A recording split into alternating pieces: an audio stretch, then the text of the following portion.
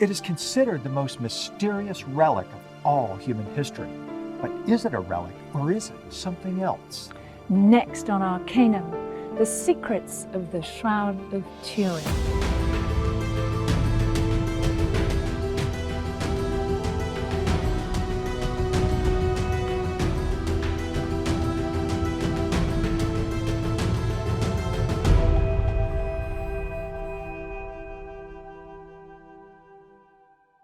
For millions of Christians, the Shroud of Turin is a symbol for the hope for the afterlife and life after death.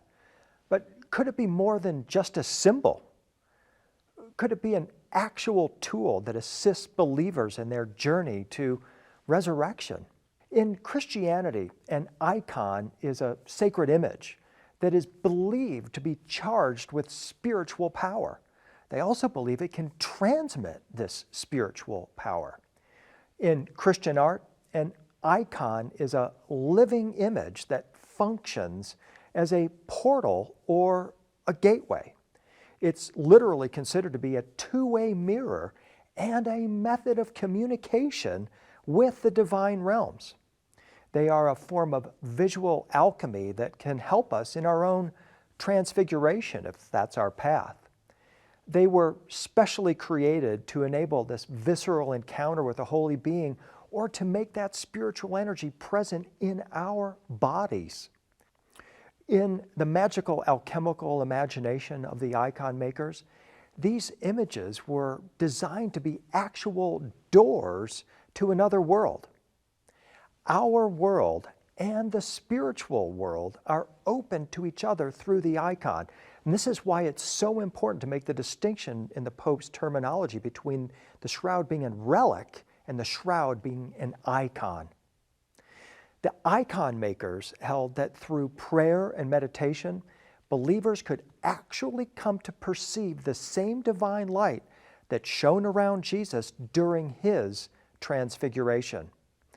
Through contemplation, meditation, and reflection on the icon, we begin to reflect the light experienced by Jesus in our lives.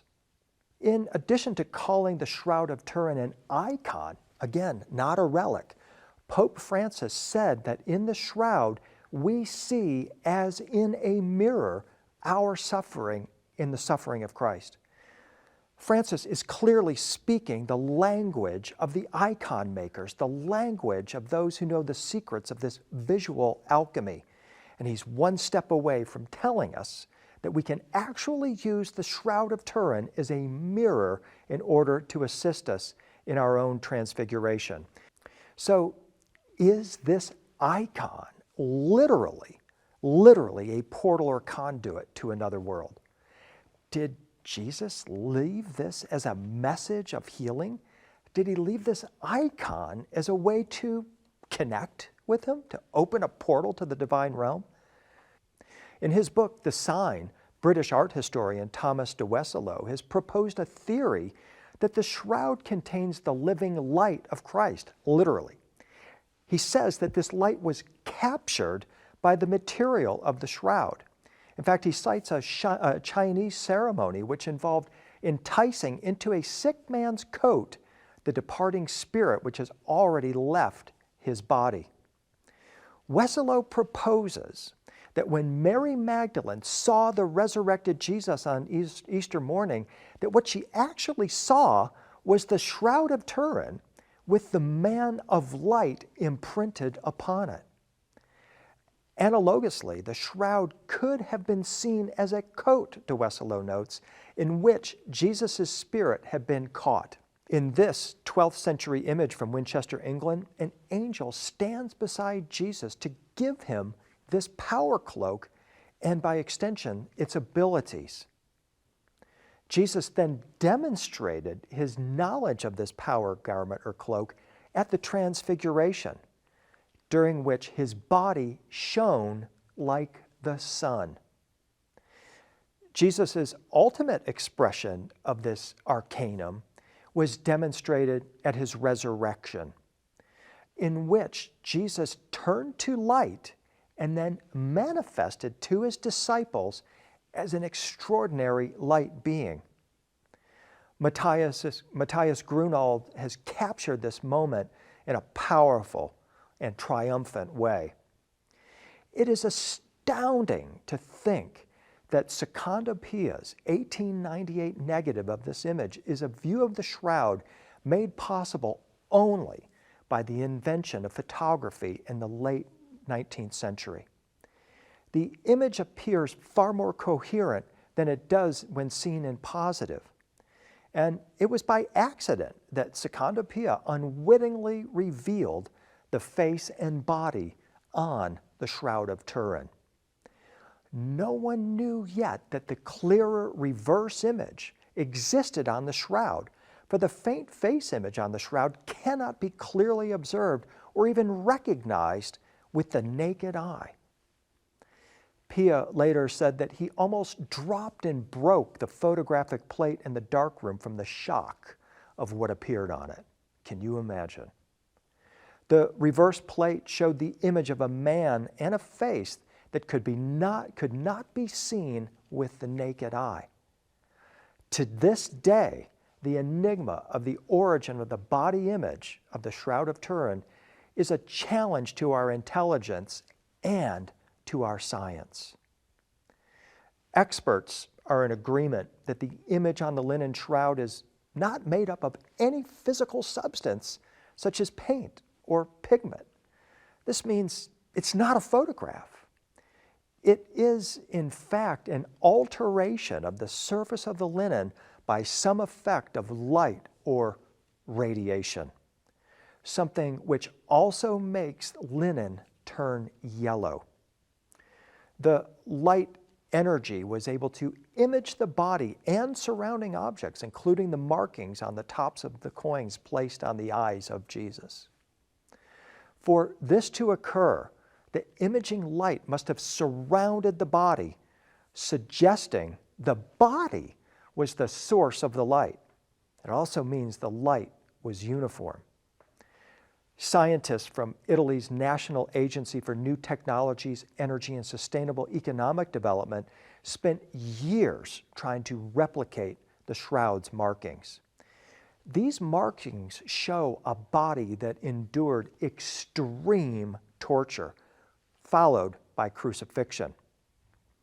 In December 2011, these scientists announced that the Turin shroud was created by a flash of supernatural light, and it couldn't be a medieval forgery, as many had come to believe. They have concluded only something akin to ultraviolet lasers, far beyond the capability of medieval forgers, could have created the image on the shroud. This has led to fresh suggestions that the imprint was indeed created by a huge burst of energy accompanying the resurrection of Christ. Then, the extraordinary features that this cloth has been found to possess could have a clearer explanation.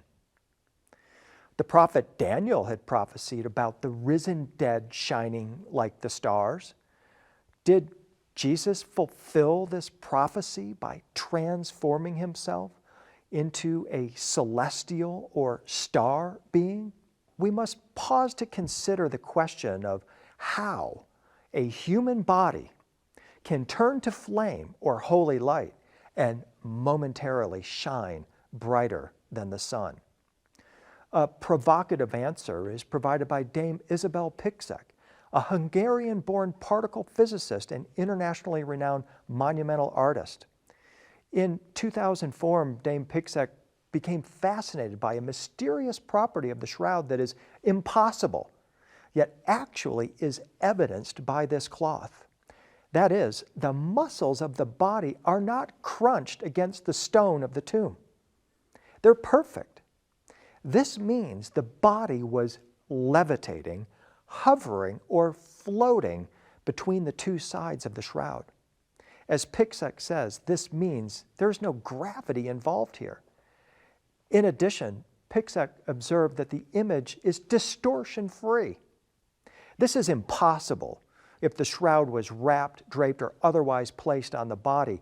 It is only possible if the shroud was absolutely taut, stretched like a paint canvas on a frame. Piczek's work strongly suggests that the image of Jesus was projected as a quantum hologram on the cloth. She says the entire resurrection process is akin to the Big Bang creation of the universe when something was created from nothing. And according to the nature of the event horizon, says Piczek, the dead body must have left its image on the two surfaces of the event horizons. At the time of the explosion of the event horizons, these images were ejected onto both sides of the shroud with the body hovering parallel to the event horizons. This explains why the image shows a dead man, not the risen body, and also explains why the image is negative. It went from a positive body image to the negative image like a camera film negative. This indicates how the image got onto the cloth. I'm William Henry. Thank you for watching Arcanum. And I'm Claire Henry. See you next time.